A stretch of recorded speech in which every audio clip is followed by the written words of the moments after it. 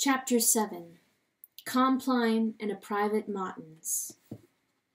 That night Pertolote experienced a further sorrow and a mystery, both of the soul of her husband.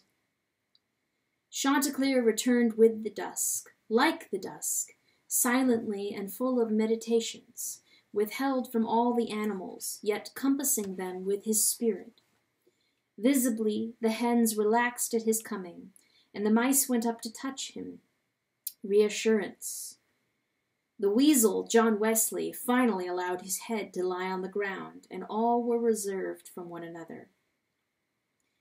Chanteclair went to the fox, a pool of shadow in the darkness. Jasper fussed nearby. She picked at the ground. She smoothed herself in 100 places. She glanced at the rooster, but he gave her no recognition, not any invitation for the talk. Finally, the anxiety burst from her of its own accord. "Does it look like him?" she pleaded. Does it look like him?" How often had Pertolote answered the self-same question? Chanteclair looked toward Jasper, a steady gaze that lasted 2 minutes together, embarrassing the hen, and then softly he said, "The very image of him, Jasper." And then to all the hens, "I am proud of the thing you've done today. Russell looks at peace. Please go, now, and roost." They did, gratefully. They ascended the cold branches over Chanteclair's head, glad to obey, needing now with all their hearts the clean command and obedience. So much else was grim, so much was undefined, unsteady underneath the moon. "Thank God," thought Pertolote, "for Chanteclair." She went to his side, who kept by the side of the fox. Darkness. And Chanteclair, without raising his head, crowed for the hens a compline of nearly unbearable tenderness. He was rigid, to be sure, but as a tuning fork is rigid. It sheds music so penetrating that the very core of the pain is stung to sweetness. Thus Chanteclair. "Hear my prayer, O Lord," he sang, muscles like tungsten taut in his neck. Pertolote felt the tension. But the hens heard the music, and they responded in their turn and in their melody, as though the evening stars sang together. "And let our cry come unto you. Keep me as the apple of your eye." Voice, and a chorus of voices, cantor and choir, the rooster and the hens, who had no house, no wall, nor roof against the weather, wove a home for themselves by singing Compline, this familiar ritual, and the night was less frightful for it, and order established itself, and one could believe in a peaceful sleep after all.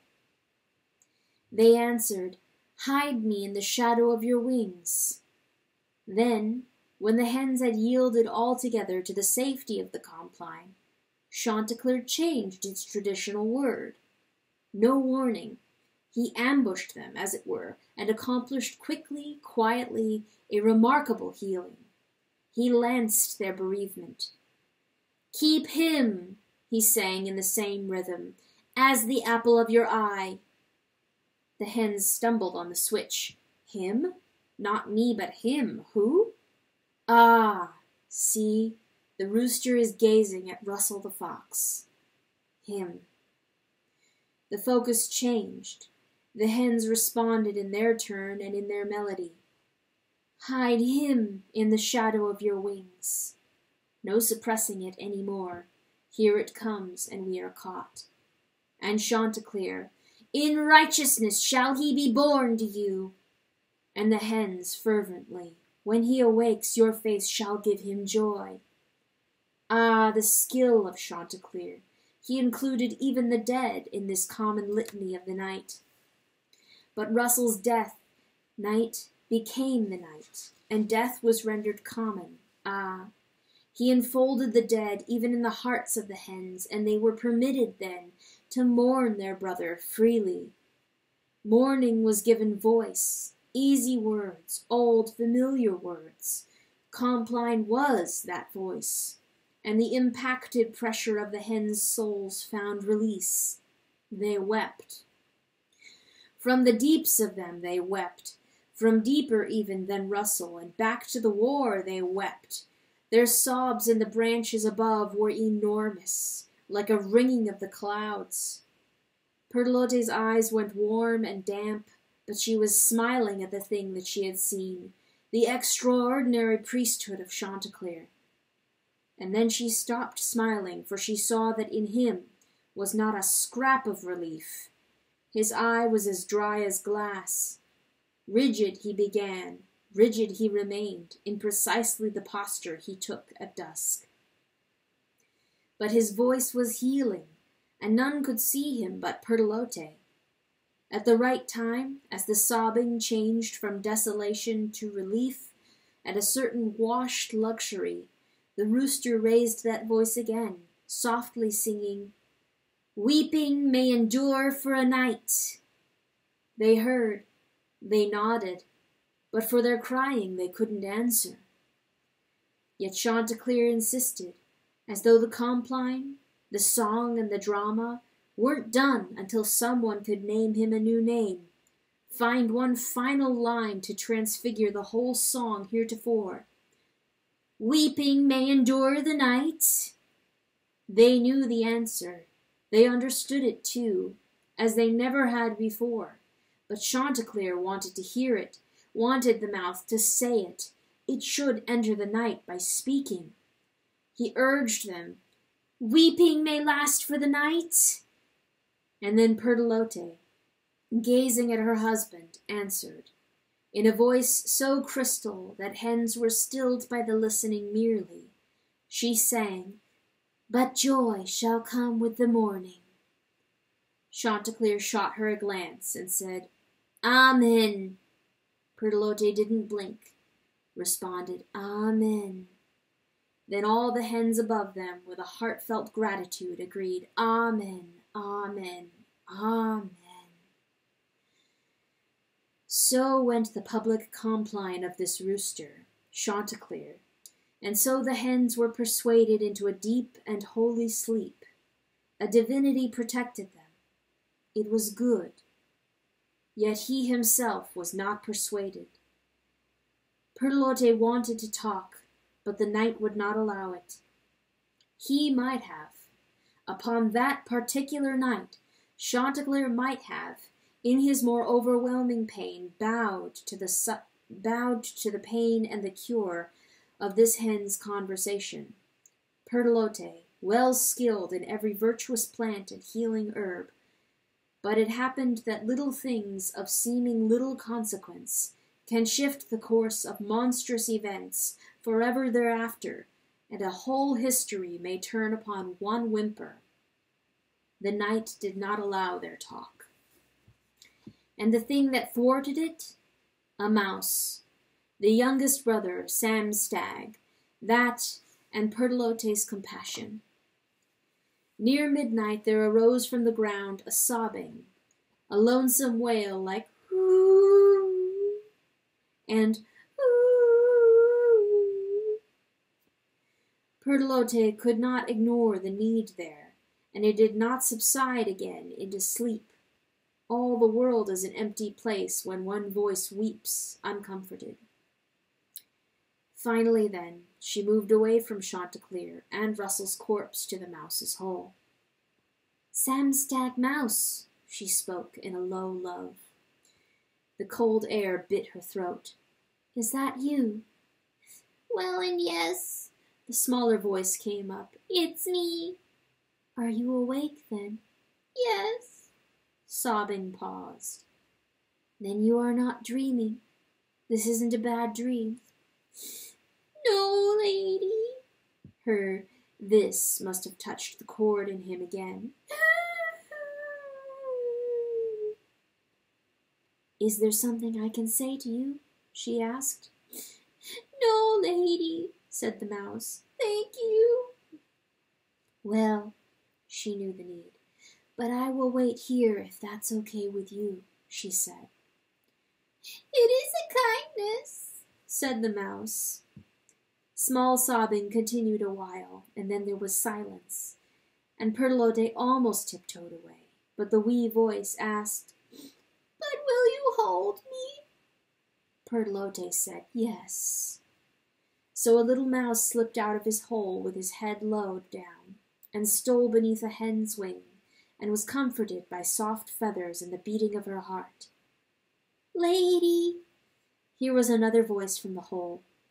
"So," said Perlote, "Wodenstag, are you awake too?" "Well," said that one, "Sam Stag is the youngest of us all. Sam Stag couldn't help crying, but you see we are all awake, yes." "You are strong enough not to cry," said Perlote. Wodenstag said, "Yes." "But sad enough to be lonely?" Wodenstag said, "Yes." "Then I have wing enough for all of you," said Lady Perlote. And one by one the mice came up, their heads hung low. Body by body she gathered them together under her wings, and then she made her warm breast homely by humming, and soon the brothers mice, all 7, were sleeping under feather. The hen had her brood for the rest of the night. Everything in the world fell silent. Cold autumn put a skim of ice on the standing water, on the edges of the liver brook. And then came the groaning of the darker soul, and the mystery. Chanteclair, she could not see him, stirred. He must have thought himself alone, because next he spoke aloud, his own private matins. "Worm for a day, worm for a season," he groaned, "but who can endure it forever?" Perlote felt a tingling in her body. The voice was so familiar, but the words were nearly blasphemous. "You could have healed him," she heard. He was talking with God. Was God listening to him? He was involved in a mortal wrestling. She heard the dry leaves grind, and she heard, "Ease me! Ease me! Tell me that I am not all by myself responsible for... Ah! Who am I?" "Oh, Chanteclair." Then Perlote heard her own name, and she shuddered. Her name in her husband's mouth made the eavesdropping seem so guilty. "She did more than you to save a fox." "Dear husband, don't challenge God. Please stop at the limits." "But failed," he said with a chilly clarity. "So we are all there is," he accused. "But we are nothing after all. We bear the weakness. I bear the memory and the shame. I can't. I am not able." A long pause gapped in the night, and the darkness flowed into it, and her heart stuttered against the little mice below, and she desired that he be done, but he wasn't. Not to God did he speak his next sentence, but to the corpse. Yet he spoke it feelingly, as though he expected an answer, as though tomorrow depended upon that answer. "Brother Russell! Brother Russell! What will I do?" Silence. Silence, and Chanteclair became a stone. The emotion left him. He returned to the plain song of the Compline and sang it in a nasal crow. Words ancient and familiar, but words meant for himself alone, and for God, if he supposed that God was listening. "Weeping," he chanted, "may endure the night, and what shall come with the morning?" And he answered himself coldly, "A funeral, a funeral." This is the way that it was in those days with Lord Chanteclair. Chapter 8. Scats. Through the woods the animals filed with their offering. 7 hens held Russell in a white woven shroud, 3 to a side, 3 to a side, and 1 at the foot. The body was heartbreakingly light. Death had eaten him away. 7 beaks were quite enough. Children chicks accompanied the hens, trying to see in Russell the war that had killed him, but which to them was no more than their elders' stories. They hardly knew why they were so sad. In the back of all was John Wesley Weasel, frowning mightily and walking wayward as though he had nothing to do with the processions, but obeying. In front of all strode Chanteclair. The sun through leafless trees made him magnificent, his coral comb a battlement, his feathers proudly golden, his beak black, his nails white, his legs azure, his manner commanding, his manner unapproachable. No mouse spoke to him on this day. Nobody made a sound. The animals parted the leaves like a long snake slithering. A funeral. Perlotte watched Chanteclair and kept her own counsel. The mice moved close beside her. A funeral. And perhaps they were going to bury the war forever. Perhaps their memories would find rest in Russell's grave, and these tears be their last tears. A creature can cry the worst tears, but if she knows they are her last tears. Ah, but the keepers of the universal evil can never retire to a quiet insignificance. They participate in the universal. The good order of the whole creation looks to them, and what they are gives heaven pause, whether they know it or not. No, never, never did the stars influence the lives of the keepers. That is a fiction. Rather, the keepers, when they so much as walk, tip planets. It is a terrible responsibility, but there it is. The sobbing of a mouse, that tiny privacy, shudders the Empyrean. And though he'd never ask such a vast importance upon himself, yet there it is. He keeps evil. He needs to keep it well, so his well-being becomes a matter of cosmic discussion. A funeral? A small communal ceremony? Yes, of course, but so much more. It was a quasar, that deep and soundless pulse through space, a signal of the end and the beginning. Let no one wonder, then, that Worm himself saw fit to attend this funeral. He did. His future was in it. But neither is it blamable that none of the animals knew his presence. They were animals, after all, concerned about their minor mortal passages, and troubled to get the details right, the earthly courtesies. And why not? Russell the fox had been their friend. They owed him complete devotion. So this is the way that it was. A funeral for Russell alone, but Worm sent something of himself. Black Lazarus the beetle met their procession south of the wood, just as the animals broke onto the plains of the dead land, and the ruined earthwork rose before them. His lumpish crouch was premonitory, and his blackness forbade them. Chanteclair hesitated a moment, and then motioned the rest to wait behind. He approached Lazarus. The beetle labored his body into a turn, and then he and the rooster went forward. This is what Chanteclair said. "There'd better be a reason why you stop us, beetle Lazarus."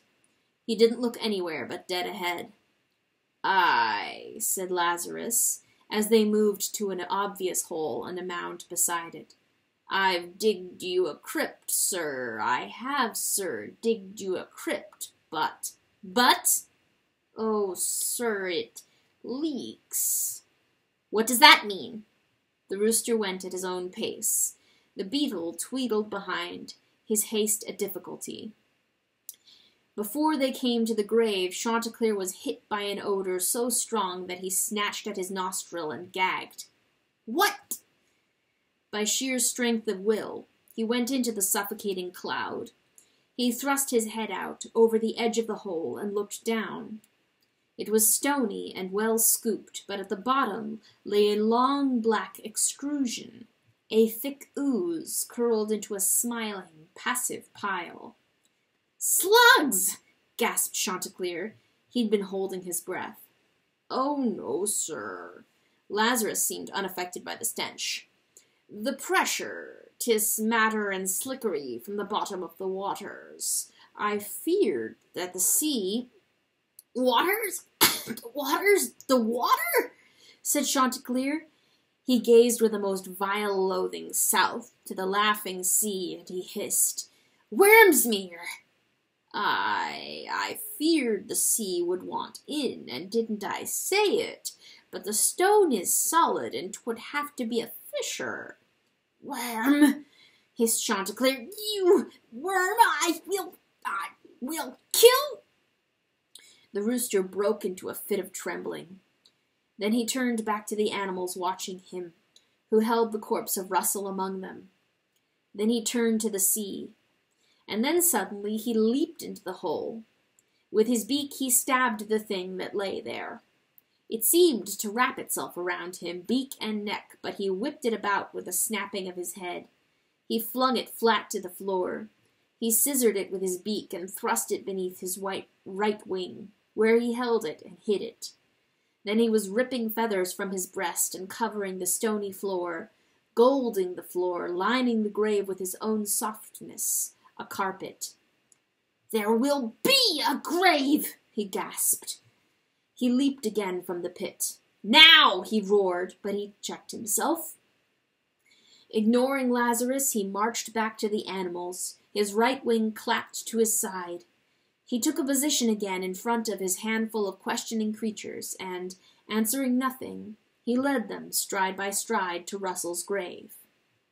There will be a grave. There was a grave. There was a ritual of the most exquisite grief. There was a remembrance of Russell. 7 hens bowed and lowered the body, anonymous in its shroud, down to a pillow of golden feathers.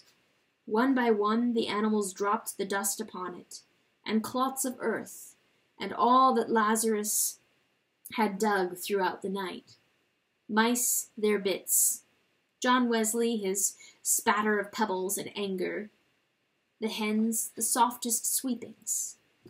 And when the body was gone, and when the fox was hidden in a mound that rose above the plains, Lord Chanteclair the rooster stood on top of the hill and craned his head, until his beak was aimed at heaven, and he crowed.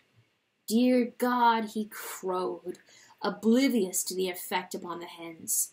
Slingshot, he shrieked for grief.